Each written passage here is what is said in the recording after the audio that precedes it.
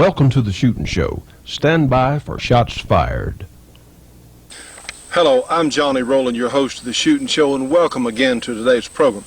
We're glad to have you, friends. We're in the fight of our lives, literally, in the Senate as we make this program today, and we don't know what's going to happen. And I hope by the time this airs, the first time on Thursday night, that these people would not have defeated our efforts to retain our gun rights. We need to write, well, in fact, that's a little bit late to write, but fax and call your senator immediately and tell them how you feel about this ridiculous crime bill.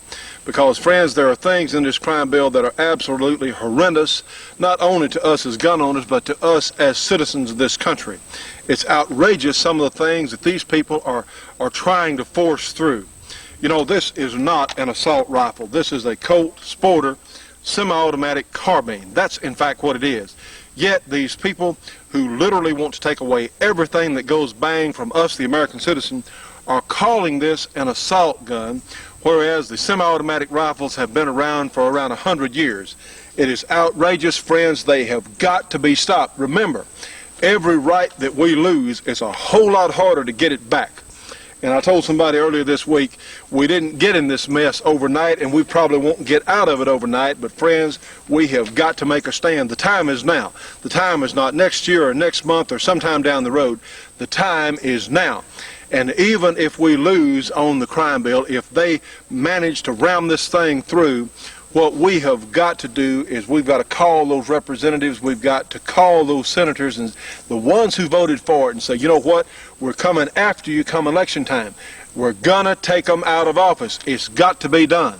Our only hope is to get some of these yahoos out of office, some of these professional politicians who literally could care less about our way of life, who want to install socialist America. And these are things that a lot of us in this country, including a whole bunch of us in this audience, we're not going to accept socialist America. You know what? They can't put us all in jail. They can't take all our guns away if we make a stand. We've got to do it because we have millions and millions of Americans who feel just like we do, friends. They've got to be educated. That's why this program is so important. We've got to reach into these cities and these areas where people don't know much about guns. We need to tell them how they really work. We need to tell them how we as gun-owning American citizens, as normal Americans, how we really are and how we properly use and handle firearms. Well, let's get another program underway today. Let's go ahead and shoot one of our volunteer water jugs over here with our Colt Sporter 223 Remington, and let's see what effect it has on our water bottle.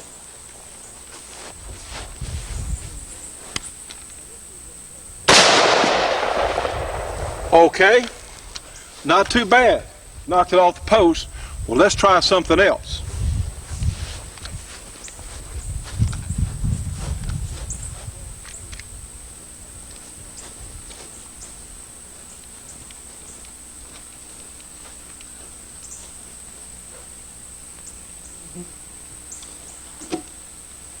Knocked a nice hole in it. It fell off the post.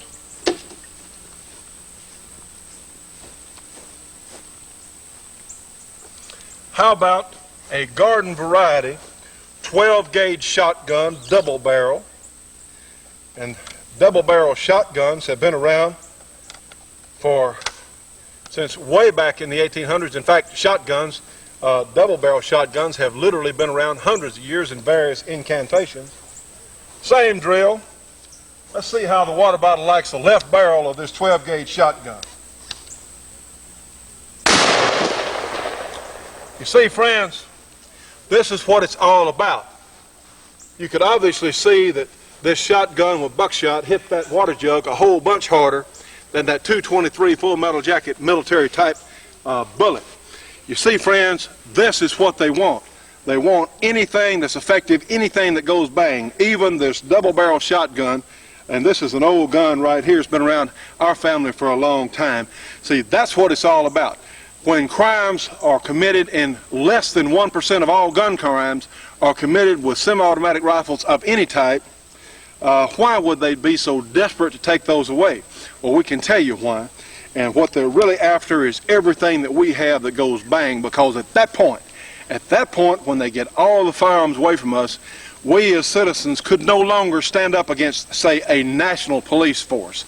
See, it's over with. If we lose these guns, friends, we lose everything that's dear to most of us here in this country. Our American way of life, our freedom is literally at stake. And you know what? We're not going to let them get away with it. Friends, I'll tell you what, I wish you could be down here with me today. It is so pretty, such a nice day to be out shooting. We've had a little cool front come through here in northwest Louisiana, and heck, temperatures actually down to the high 80s with a lower humidity count than is normal. So it's really a nice day to be out. Well, we're going to look at one of the most popular guns of all time. This is the Model 10 Smith & Wesson. Now, friends, we're looking at two of the finest small handguns that I'm aware of. These, of course, are from American Derringer Corporation. On your left, you have the Model 1, which is available in over 50 chamberings, and on the right is their double-action Derringer, which is very similar to the old high-standard design, except it's been modernized. This particular one is in the .38 special chambering. Now, friends, sometimes it's hard to have a large handgun with you, but you can always have one of these American Derringers. Call them 1-800-642-7817. The Model 10 actually dates from the late 1800s, I believe 1899. I stand to be corrected on that. But one of the reasons it has been such an enduring design is that Smith & Wesson pretty much got it right from the beginning. And you notice we have a pair of these here. We had a good friend of ours had these guns come in. These are surplus from some police department. I don't know where. They're marked somewhere, but it doesn't really say what they're from. But this is from one of the surplus supply houses. And these guns are a little bit beat up. They're not really that rough, but internally, I'm led to believe they never were shot that much because they're as smooth as glass. Timing is good. I really don't know if they've been rebuilt or not. The good news is about these old Smith & Wessons is they can be rebuilt just over and over and over. So who knows what the actual life of the gun is. I don't know if you could actually wear some parts from these things out. They're that durable and rugged. But this is a good compromise gun. The .38 special cartridge is not a barn burner. But with the right ammunition, a .38 special cartridge is both shootable and effective on its intended target. So the .38 is about all some people can actually handle as far as recoil, and of course you have the simplicity of the revolver. And I like semi-automatics. I carry and shoot some semi-automatics, but as you heard me say before, if you're new to handguns, I would recommend starting with a revolver. And you know, a gun like this old Model 10 would not be a bad starting gun. Heck, it wouldn't be a bad finishing gun either, because these guns have a capability of superior accuracy. That's one thing about the .38 special cartridge. You have a fairly mild amount of recoil, and you still have a target grade accuracy available in some of these old guns.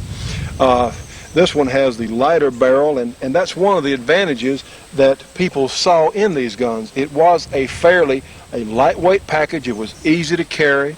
And you know, police officers tend to carry their guns a whole lot more than they shoot them. So having a gun that's both reliable and durable and certainly serviceable and also light enough to carry was a major consideration, still is today. With all the things on a police officer's belt, all they have to carry around, well, the lighter their gun can be, the better off they are. Now, for home defense, this is an excellent choice. One, the .38 special, and I do want to mention that Corbin has a new .38 special load, which really puts the old .38 up there with the hottest 9mm. They have a 115 grain bullet, about 1,300 feet per second, and it won't tear the guns up. That's some really good news there. So the .38 has always been thought to be less effective, but in the better chamberings, the 158 grain lead hollow point, not jacketed, but lead hollow point. And of course my choice would be the 115 grain Corbin load, because that really puts the old .38 up there in a power bracket that it has not had before. You can see we have this one loaded. You just don't have massive amounts of recoil. It's easy to shoot well. And of course with the various types of speed loaders, you can load them very quickly. Friends, you can tell there's some rusty spots here, but You know what, with the RB17 cleaner and some quad-alt steel wool and RB17 bluing, you can make this gun look real nice again pretty fast. As I said earlier, the exterior is a little bit rough on these guns, but interior-wise, they work, they function, they're so smooth in the way they work. I'm very impressed. With these fixed sights like this, you can drop these guns and certainly your sight is not going to get out of adjustment. And it's standard Smith & Wesson working. Just push the cylinder latch here. Your cylinder comes out there to the left. And let's go ahead and load it. We have on HKS speed loader, and I'll remind you, we're shooting some target loads here. This is the standard old type 38 special load, and this should not be used for anything other than target shooting because your penetration, your stopping power is very much less with these than one of the good Corbine loads or one of the hollow point loads. These have entirely too much penetration for use as home defense. Anyway, we'll put our speed loader in place, turn it, and let the cartridges drop in place, and push the cylinder shut.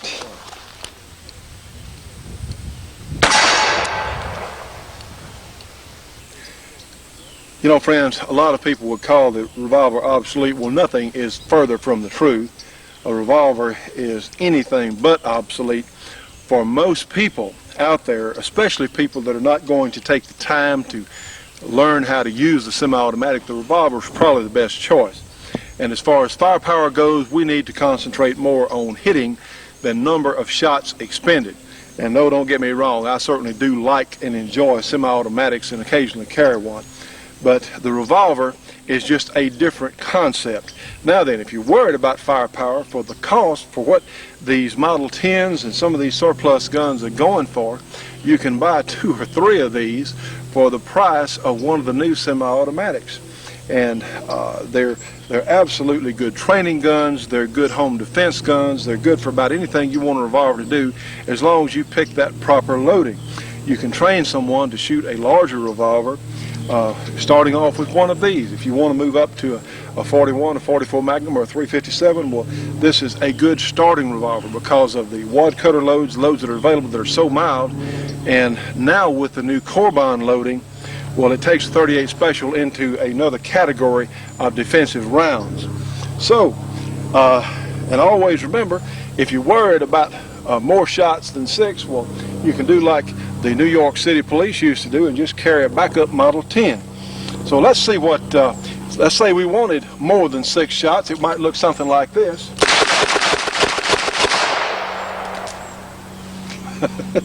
Yeah, it's fun.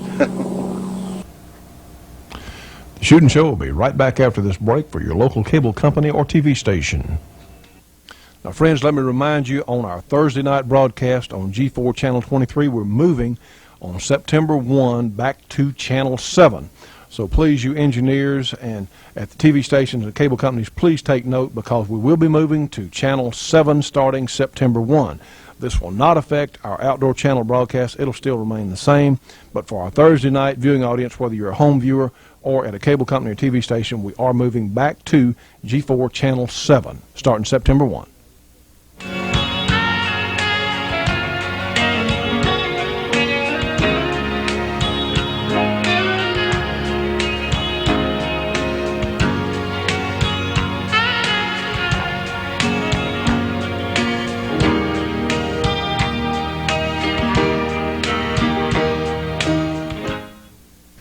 Well, Donna, I'll tell you what, we've really gotten some great tapes for the Shootin' Show Lady Contest, haven't we? We have. And we would like to ask, we're not pleased, we got a cutoff date here. In fact, we're doing that this week. We have gotten in some wonderful tapes, and you know what? I'm just glad that it won't be me to choose. It's going to be tough. It's going to be a big decision. Yeah, because we have such a varied group of people who've sent in Shootin' Show Lady tapes. And hey, the Soldier Fortune Convention now, it's the 14th of next month, 14 through 18, and we've already got the room reserved out there at the Beautiful Sands Hotel. It is going to be terrific. And a lot of our staff is going to be there. The judge is going to be holding court, the pun intended, out there at our booth there. And of course, our Shootin' Show lady is going to be in our booth a good part of the time. We've got some great things planned. And I'll tell you what, Don, I hope you can come with us. I don't know if you're going to be able to with your schedule, but we're looking so forward to seeing everyone, and the Shootin' Show Lady Contest has really been a wonderful thing. Remember now, the winner of this gets a free course down at Gun Sight in Paulden, Arizona. It is really going to be a wonderful experience. And at the Soldier Fortune Convention out in Las Vegas, you're going to meet the nicest people. Now, they may be wearing camouflage. Some of them may be carrying a large knife or a gun or whatever else. But there's going to be no trouble. You cannot find a nicer bunch of people anywhere in this country. So I'm just so pleased with how our Shootin' Show Lady project has come out. The ladies are responding. In fact, we had a real good response when you were on the show here recently, and you know, people like to see that. And these women are finding out, yes, they can defend themselves. But we've gotten all the entries, haven't we? Yes. We can't Yes. accept any more entries, but it's been great. The response has been wonderful. Well, friends, we're looking forward to it, and like I said, I'm just glad I'm not a judge because it's really some great tapes. We appreciate everyone participating. So we're going to be doing that the next few days. We're going to be winding that up. So we look forward to seeing you in Las Vegas. Hi folks, I'm Kurt Vickers. I'm the associate producer for the show, and I'm not really used to being in front of the camera. But we thought we'd start a new feature on the show and see how you people like it. And because I have access to Class 3 weapons, fully automatic weapons in other words, it was decided that I was volunteered for this segment. Now there are lots of things in life that are classics. The 1967 Corvette, the 1911 Colt automatic, the Colt Peacemaker, and by now you're wondering, why doesn't he say the Tommy gun? Well, I don't have to say the Tommy gun. This profile is recognized the world over. Unfortunately, when it's recognized, it's usually associated with Al Capone and the gangster era. But in fact, it was developed for lawmen originally, and in any books on the Thompson automatics, they always have some very interesting sales posters. One of them shows a cowboy on horseback using it to shoot varmints out in the field. I always got kind of a kick out of that one. Anyway, these weapons are legal to own, as long as you don't have any criminal background. But you do have to go through an extensive interviewing process, or rather application process. Since 1934, no legally owned automatic weapons have been used in the commission of a crime.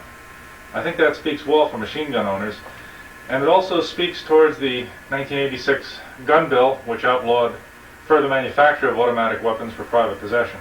The only ones that are available now are ones that were made prior to that ban. So the same guns will be circulating around. What we'd like to do is hear from you about this segment. Today we're just going to do a little short piece on the Thompson.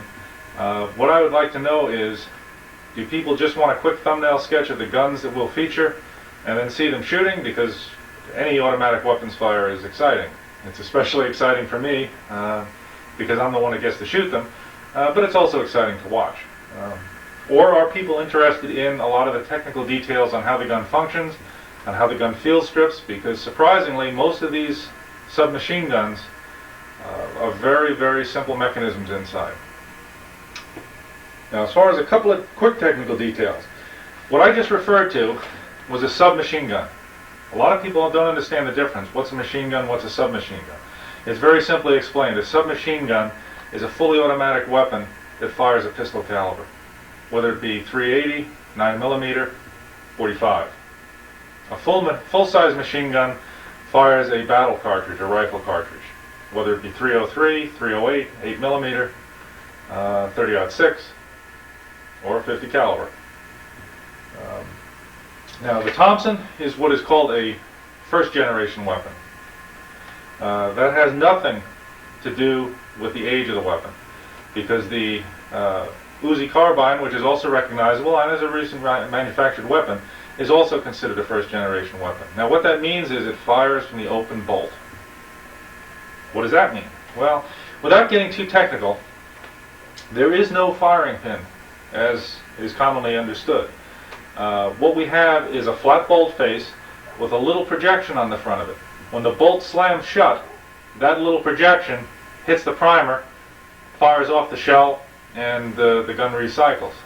Now what that means is you can't have that bolt closed on a live shell, because as soon as the bolt comes in contact with that shell, that little projection is contacting the primer. So you couldn't possibly walk around with a gun like that. So what you do is you have to walk around with the bolt cocked, and of course there's a safety mechanism here, but you'd be putting an awful lot of faith in a little bit of metal stamping. So most people don't recommend loading one of these and putting the magazine in place unless you're actually ready to fire it. Now the third generation weapons, most typified by the H&K MP5, fires from a closed bolt. That means the bolt can close on a live round and the firing pin is retracted within the bolt. It's a much more common mechanism and functions more like all the rifles as we understand them and all the pistols as we understand them. And so that's simply the difference between the two. Let's take a quick few seconds and take a look at the drum magazine and the stick magazine for these, and then we'll go ahead and fire this weapon. What we're looking at now are the three types of magazines that are used in the 1928 Thompson. Standing up in the back on the left-hand side is a 50-round drum. In the middle is a stick magazine, which holds about 20 rounds. And on the right-hand side is a much larger drum. That one holds 100 rounds. Playing down in front is another 50-round drum. Now, the way the drum magazines work is the shells are loaded inside after you remove the cover. The cover is held in place with a spring clip. And in this case, I have the spring clip off already. The spring clip simply fits over here. You lift up this spring, snap that off, then lift the cover of the magazine off. Now that's what it looks like when it's loaded. And what these shells are, they're on a circular feed. These arms will scoop the shells around. As you can see, they're in a double column, double column, double column. They fish down to a single column here, and then this is where they pop up and are ready for the bolt to grab them and pull them out.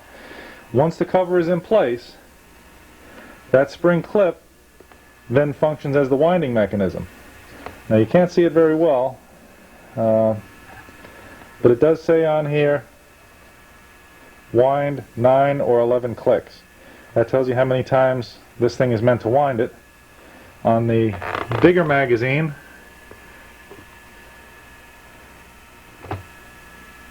it says wind to 15 clicks. And so that simply tells you how to load these up. One thing you'll see when we do fire the weapon is how quickly it runs out of ammunition, something that you never really see on TV. The stick magazine is also used, but the gun really looks a little unwieldy with such a tiny stick magazine sticking up and out of it.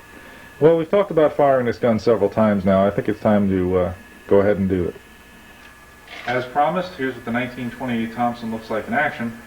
Keep in mind, however, since this is not a movie, these guns do occasionally jam. It's why I wouldn't ever put my faith in a submachine gun. If I had my choice, I'd trust my 1911 Thompson. No, my 1911 Colt, I mean.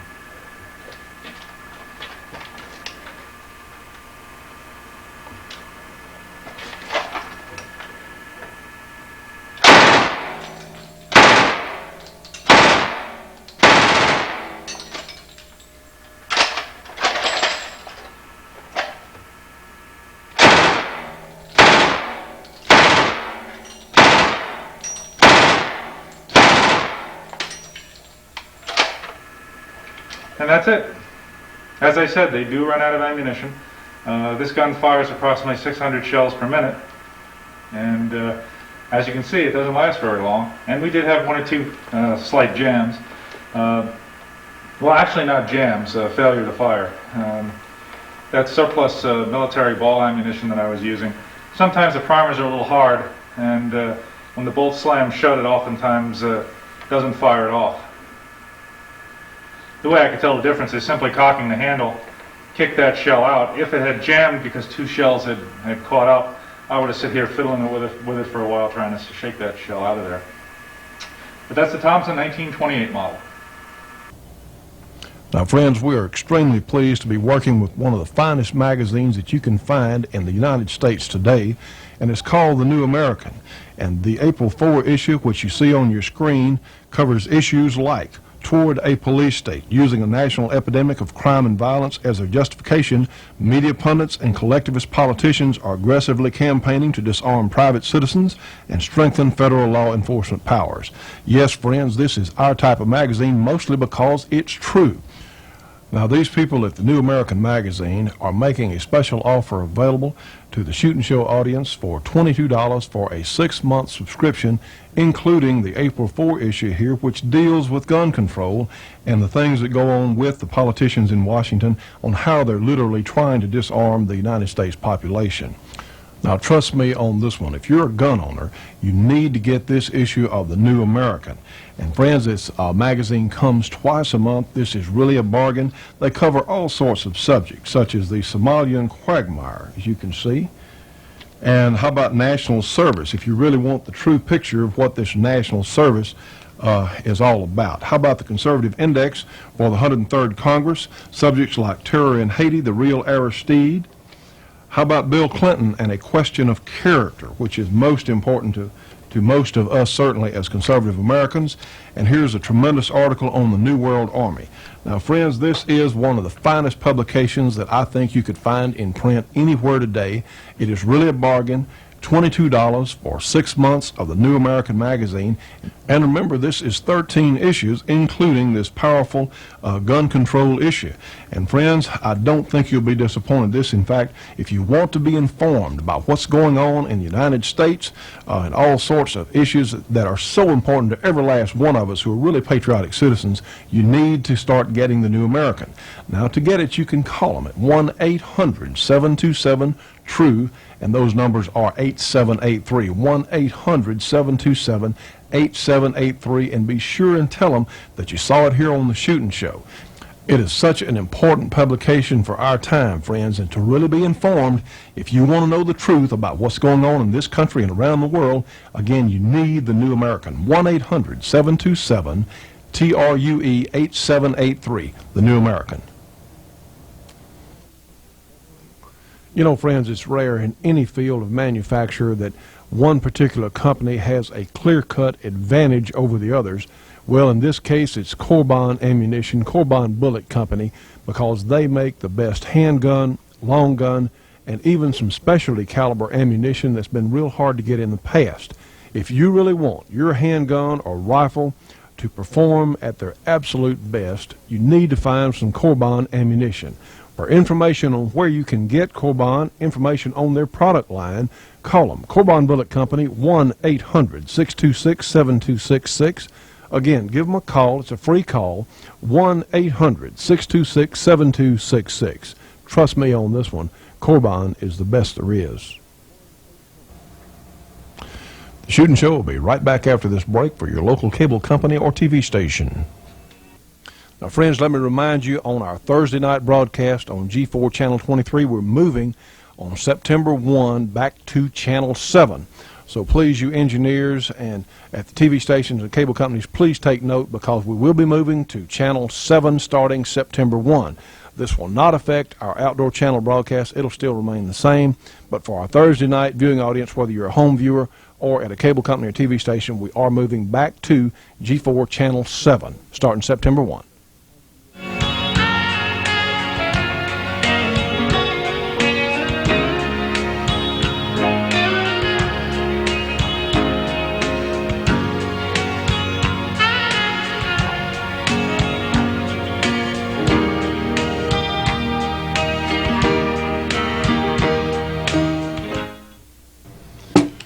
Well, friends, we hope you're enjoying our program so far today. As we mentioned at the very beginning of the program, as we speak today, we don't know what the Senate is up to. In fact, this young man here on my right is going to be able to tell us. You've got a good bit of information for us this week, don't you, Judge? Yeah, I've got a good bit of information, and the first bit of information I want to impart is that I have declared war. Well, good. I tell you what, whoever he declared war, they better watch out. That's. I have declared war. This is ridiculous. You remember last week I said I demand, as a life member of the National Rifle Association, that the NRA withdraw its endorsement of Jack Brooks.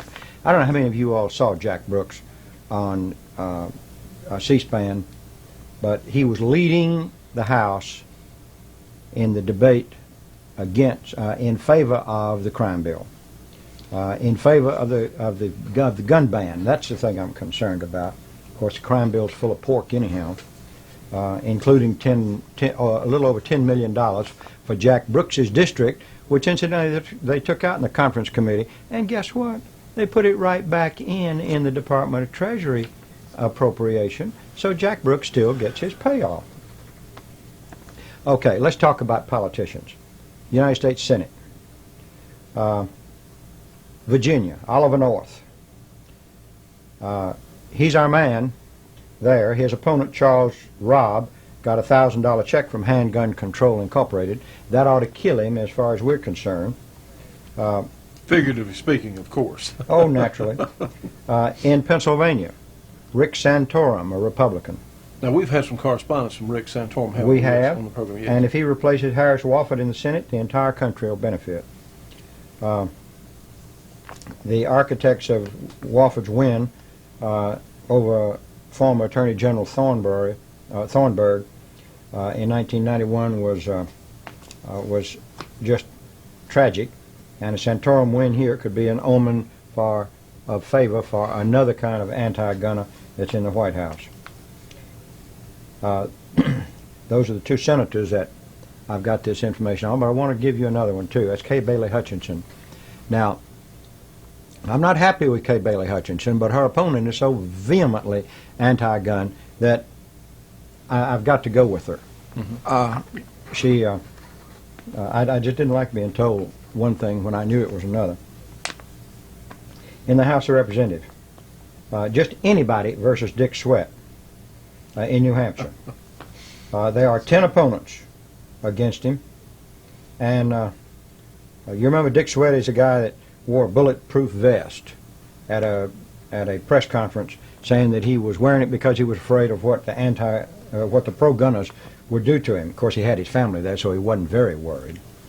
Now, wait a minute, Anyhow, from New Hampshire. I mean, New Hampshire is a great conservative state. I mean, Yes, New it Hampshire's is. got some fine people up there. well, we even fine people occasionally elect nuts. Hey, Now- he's telling the way it is. Now, in Texas, District 9 in Texas, Mr. Jack Brooks, chairman of the House Judiciary Committee. Got a man running against him, Steve Stockman. Remember, Jack Brooks started his career with LBJ and apparently learned quite a few tricks from LBJ. He publicly opposed the ban on so-called assault weapons, Brooks did, and then he was privately urging other congressmen to vote for the crime bill, even with a gun ban in it. Brooks has become an anti-gun leader, and I'm really unhappy about this because the NRA has endorsed him. The NRA knows better than that. If we ever let politicians know that they can oppose us and still get endorsements and still get money from us, they think we're crazy. Well, that's outrageous. And as a matter of fact, we are crazy to do things like that. I talked to, I got a fax from the NRA today, or rather a telephone call, in response to a fax that I'd sent them yesterday demanding that they withdraw their endorsement of Jack Brooks. And they said, well, we've got to get him because he works with us as much as he can. As much as he can. Much as can't was that is outrageous. That's one of the things wrong in the NRA today. I mean, they're compromising. The only thing they said that was sensible was that if he wasn't chairman of that if he went out and the Democrats retained control of Congress, which incidentally is good reason not to let the Democrats retain control of Congress, that Sherman would become chairman of the Judiciary Committee. Well, all right, let's let Sherman become the ranking member of the Judiciary Committee, and let's get a Republican in there. In Illinois, Henry Hyde, a Republican, he voted to let the assault weapons ban out of conference committee, and that's one of the greatest arguments currently for term limits. Olympia Snowe, S-N-O-W-E, is running. Was that Maine? Is that right? I'm sorry, I'm sorry, I went down on my list here. One, two, seven. Tom Berry, 6th District in Illinois. Now, he's running against Henry Hyde, right? He's running against Henry Hyde, and Henry Hyde voted for the assault weapons ban, despite the fact that he publicly talks about it otherwise. So let's get rid of him. Now, there's a Republican. I hate to see a Republican go because we're better off with a Republican majority in the House than we are with a Democrat majority, because the Democrats, there's some good Democrats. But when there's a Democrat in the White House, and a Democrat control of Congress, they can do just like they did to Phil Graham when they stripped him of his committee because he didn't go along with them all the time. And of course, Phil had the intestinal fortitude to resign from Congress, go back home, change his registration to Republican, and run for the seat, and got elected as the first Republican from that district since Reconstruction. Now he parlayed that into a Senate seat and now a presidential candidate. I really think that some of the conservative Democrats might think about changing to Republican if the Republicans ever get control of the House. Okay, in Maine, Tom Andrews, Olympia Stowe is running against him. Both those people have served in Maine in the House of Representatives, and they're now running against each other for the Senate. Snowe had a good voting record in 93-94. Andrews has already received $7,000 from Handgun Control Incorporated as this fax was being written. That is sufficient for an endorsement for Olympia Snowe, and those of you in Maine, remember it when you go to vote. Now, there was another one here. Oh, where is it? Let me see if I can find it. One of them said that, I'll vote against the gunners, the pro-gunners, because they don't vote anyhow, and most of them aren't registered. First lesson: go register. Make and be sure you go to the polls. And if you got to miss a day of hunting to go to the polls, miss it. That's right. That's right. Miss it. Next year you'll be able to go hunting. Because if you don't go out and vote, that's now who said that? What you were talking about? Don't worry about voting against the pro-gunners. Who? One of these people? Yeah, one of these people. I'm going to get down to him. And well, see, friends, what it is: the ultra-left, ultra-socialist people who are in office in this country have not taken us seriously. Period. And you know what? They've got a point, because we've let them get away with all this. But I know some hunters that are friends of mine, and one in particular said, well, I don't vote, I don't really think, I just don't want to do it. I said, well, guess what? If you don't vote, don't worry, somebody else will make that decision for you. Yes, they will. Somebody else will decide who represents you. And so the people who don't vote cannot complain about what we get in Washington, what we get on local level. Can't do it because you weren't part of the decision-making process. This is something that we have got to do, friends. We have got, as I said earlier, when we lose a right, it's a whole lot harder to get it back. Richard Pombo, Republican, California. His 11th district includes a Stockton schoolyard where Patrick Purdy opened fire and killed all those children.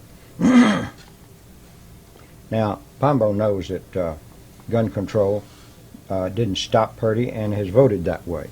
His opponent, Randy Perry, held a press conference at that same schoolyard to denounce Pombo and all gun owners and set himself up as being the Messiah. He used the Killeen massacre in his district to make himself a national spokesman for gun control. Edwards has a fight this year, incidentally, against a solid pro-gunner, Jim Boyles, B-R-O-Y-L-E-S, Broyles.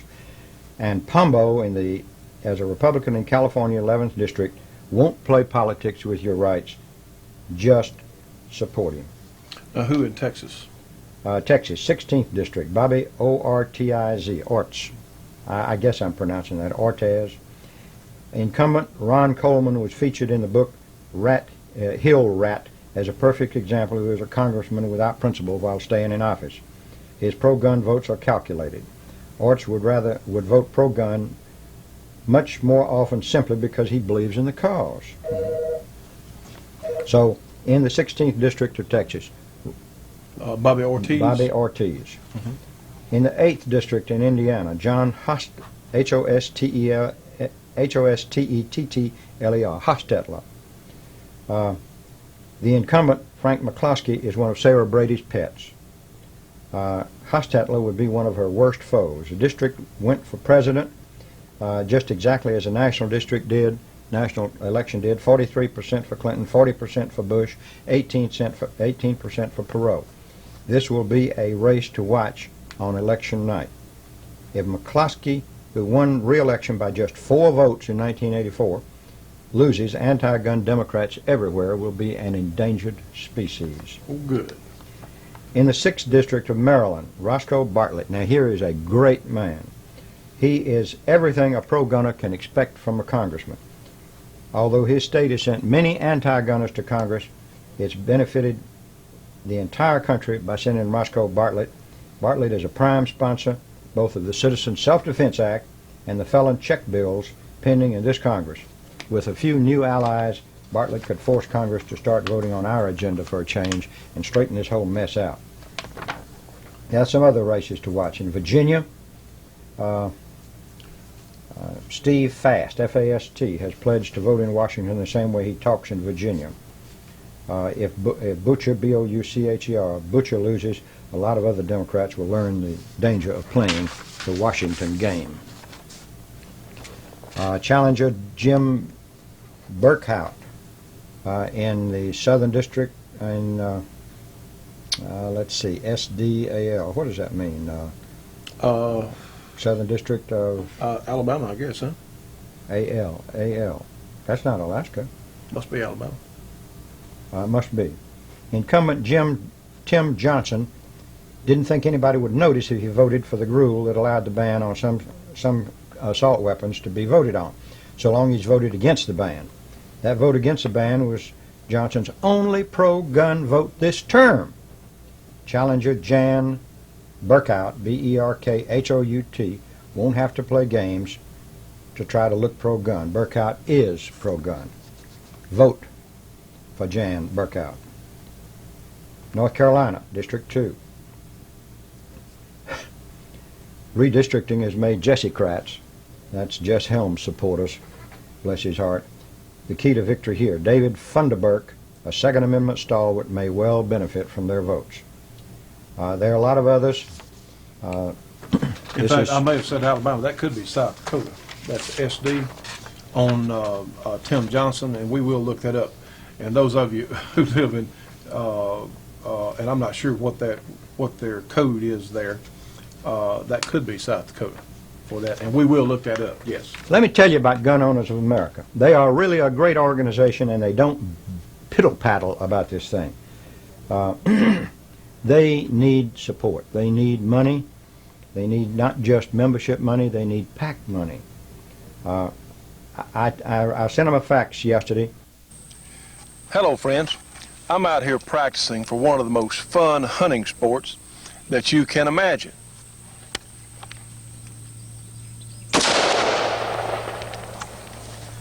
You can use a variety of action types.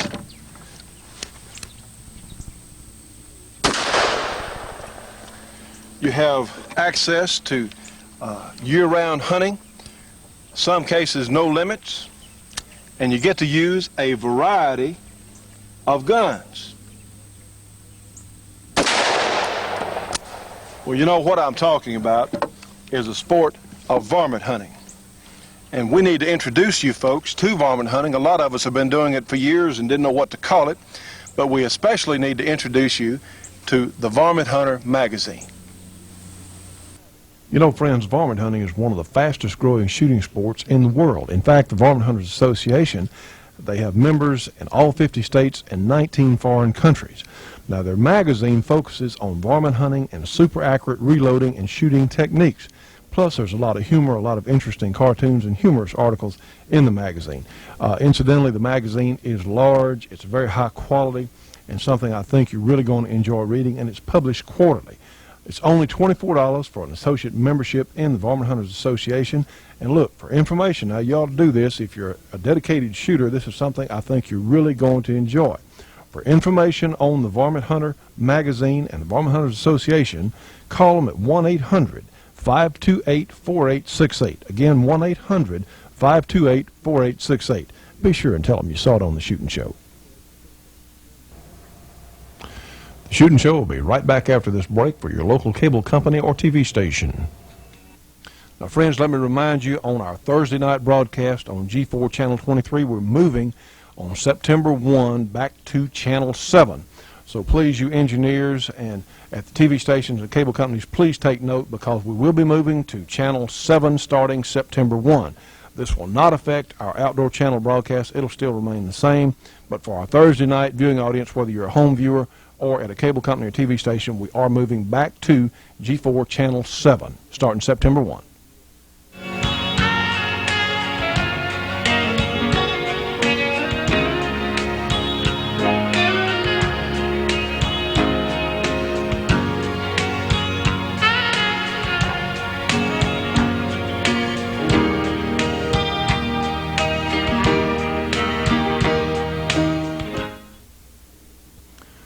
Friends, you can communicate with the Shootin' Show on CompuServe now. Our number is 735-42-3024. Again, 735-42-3024. And to join our Shootin' Show Gun Club, call us at 1-800-895-7916. We take Visa, MasterCard, check, money order, whatever you got. Join today, friends. We need to reach as many people as we can.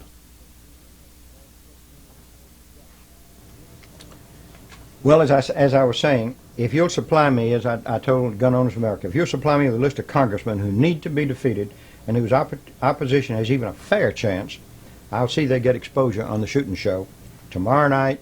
Boy, they sent this fax today, too. And every week on the show until election time. I'm after these guys' hide. No pun intended for hide in Illinois.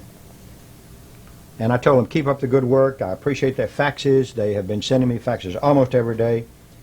And I said, if you'd like a pitch for funds, I'll add that too. And they added a note in pen. It said, we could sure use it right now. There is no better organization in the country. And before I sent NRA any money, I can tell you for sure I'd send some to Gun Owners of America, because they are a great outfit, and they don't compromise, and they don't piddle-paddle around saying, well, he votes with us some of the time, and we feel like we've got to support him. Bourgeois. Now, here's another one. Joe Slavinik. He sent us some campaign literature, and I mentioned his name last week. Slavinik for Campaign Committee. That's in Ohio. Vote for him. We've got an anti-gunner of the worst kind up there in Metzenbaum, who's quitting, and he's got his son-in-law running. You know, this is kind of a dynasty kind of thing. If you're related to somebody, you can run for their office when they retire. Joe Slavinik, he'll vote for us too. Let's declare war on these anti-gun politicians. It's time for it. Register to vote. Get your friends to register to vote. Get your wife to register to vote. Or for the ladies, get your husband to register to vote. And hide his gun on the opening day of hunting, so he will go vote. Well, we got something in from some Canadian friends of ours, and we do appreciate everyone who watches our program. The Canadians are, shall we say, more severely restricted. And of course, if the Clintonians have their way, we're going to be totally restricted on gun ownership. But they have an organization called Fed Up, and I think that might not be a bad title for one that we have. Firearms enthusiasts demanding unbiased policy. Now, they're going to have a mass rally, and all you Canadians watching now, this is going to be on Thursday, September 22nd, 1994, from 12 noon until 4:30 in the afternoon on Parliament Hill in Ottawa, Canada, or Ottawa, Ontario, Canada, in fact. And let me give you a phone number. Get a pencil right quick. If you want to call them about that, you can call, and that number is, how about area 905-725-0651. You can fax them at area 905-686-8300. Now again, you can call area 905-725-0651 or fax them at 905-686-8300. And we're certainly in support of our brothers and sisters in Canada, because you know what? They want to be free too. They want to be free to own guns and certainly protect their families and themselves. So we're all for it. Fed Up, crime control, not more gun control.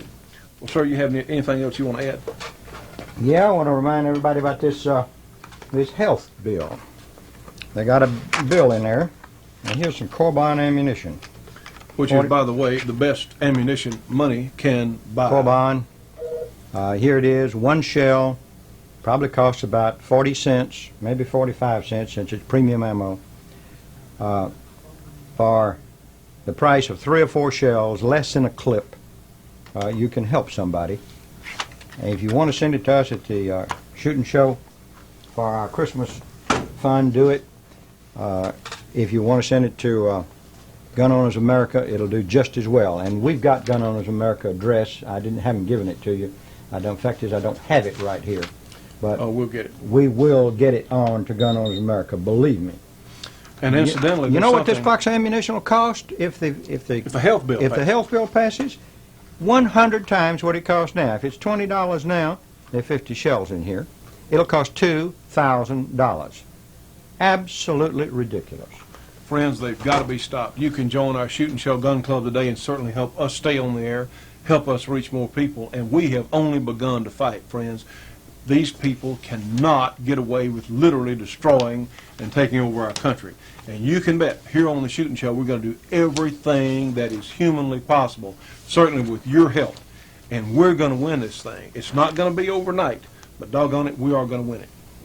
Believe me, their claims are just terrible because they're not true. They claim 100,000 additional police officers, and they only provide funding for 20,000, and that for only 3 years. We don't need federal police in the first place. Money for prisons is burdened with the Attorney General's ability to use the money for her other pet projects. It's a bad bill and needs to be defeated at all costs. Now, I don't care how they defeat it, either on technicalities or on an up and down vote, as long as they defeat it. But I've always said, before you can make me plead, you got to get me in court. And they've got to get it before the Senate, before they can ever vote on it. And if they can cut it off on technicalities, so be it. That's what the technicalities are there for. And believe me, they've used them against us. We'll use them against them every time we get a chance, and I'm not ashamed of it. Friends, all of us as shooting enthusiasts should be subscribing to Shotgun News, the trading post for anything that shoots. 3 big issues monthly with literally thousands and thousands of firearms bargains. Shotgun News, Post Office Box 669, Hastings, Nebraska, the zip code 68902, their phone number, area 402-463-4589, MasterCard or Visa for subscriptions only. Now call them at 1-800-345-6923. Friends, for information on the Soldier of Fortune Convention in Las Vegas, remember that's going to be the 14th through the 18th of September, you can call them at 1-800-800-7630. Again, 1-800-800-7630. For information on the terrific, fabulous Sands Hotel, understand Wayne Newton's playing there now. He is, as we speak. Sands Hotel, their number is 1-800-634-6901. They'll be happy to send you a brochure. You can get information whether or not rooms are available for that week of the Soldier of Fortune Convention, but the Sands Hotel would definitely be a great place to go if you go to Las Vegas at all. There's so many fun things to do there. Again, the Sands Hotel information, call them, get them, send you a brochure, 1-800-634-6901. Well, friends, we're going to look at something today, a little technical feature that I think a lot of you may find interesting. I certainly hope so. We're going to compare grip angles of the semi-automatic classic, which is, of course, the 1911 Colt, and your pretty much standard revolver that is out there. And I think this is important. We may be on to something here. I think we probably are. Personally, I don't really have a great preference for one type of gun over another. Most of the time I will carry a revolver because I like the options available in different bullet combinations and things, although typically the only automatic that I really carry very often is the Colt 45 here, the government model. But I was doing some work the other day and I came across something that sort of I thought was certainly interesting, and something that I thought needed to be addressed. And since I came up with my little surmise there, or my little piece of information, I've talked to a number of other people, including J.D. Jones and Kay Clark and Jim Clark and some folks, about grip angles on guns and how they affect shootability. You know, your typical revolver grip is going to have your wrist a little bit further forward or canted forward, more so than the 1911. Now, my theory is that John Browning held a gun out, or about 1911 or probably before then, and he held it out with the proper grip angle, what felt right to him. He said, well, that's about right. Believe I'll take that. Well, a lot of people tend to shoot the semi-automatics easier, certainly at first. Learning to shoot, it's easier for someone to hit with, at least in my experience, a semi-automatic than with the revolver. Now then, a revolver has a lot of advantages for a new shooter. And certainly, if you've heard me say on this program before, we recommend a revolver for someone who is buying their first gun, certainly first handgun, and wants to learn how to shoot in general. I sincerely recommend a revolver because, one, you do have the reliability factor. It is a simpler mechanism. Less happens during or to the gun's mechanism itself while it's firing. Simple thing, hammer comes back, trigger's pulled, cylinder rotates, a new or unfired cartridge underneath the hammer or firing pin there, and of course the gun fires. The shell does not even have to go off. You have another chance there. If something happens, you have a bad primer, all you have to do is pull the trigger again, gun's in action. Now, on a semi-automatic, due to the way they work, it's quite a bit more complicated in the firing process. So, and besides, for a new shooter, I just happen to like revolvers. I like, one, your cases don't fly all over the field here. You can find them and pick them up a little easier. And I just like the way the guns work. Well, I've made a little discovery. Some of you may have known this for a long time, but to me, the perfect grip angle is something that is going to essentially equate with you pointing your finger. Now think about that. When you point your finger, you point with your first finger here, and even in the dark, if you point at something, a noise or something, you turn the lights on, well, your finger is probably going to be pointed in the right direction because we've always had our finger. Ever since we were little kids and we used to point at stuff, that's just something that most of us have done most of our lives. You say, oh, see the snake, and point over there. And that seems to be in my opinion anyway, the perfect grip angle. Well, guess what?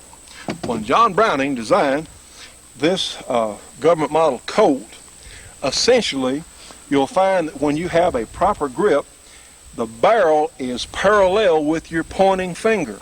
And in my humble opinion, that's why these guns are so much easier to hit with. One thing we've heard for years is a lot of police officers, when they were shooting revolvers, of course a lot of police officers can't shoot a gun anyway, some of them can, some of them can't, but they had a tendency at night to shoot high. Well, I have a little theory that I'll show you in just a second. But on a revolver, the way the average grip, this is a Ruger, we have a Smith & Wesson, which is very similar right here, and there are a number of others. When you have a proper grip on that revolver. Friends, we've run out of time for this segment on today's program, so we'll continue it on next week's show.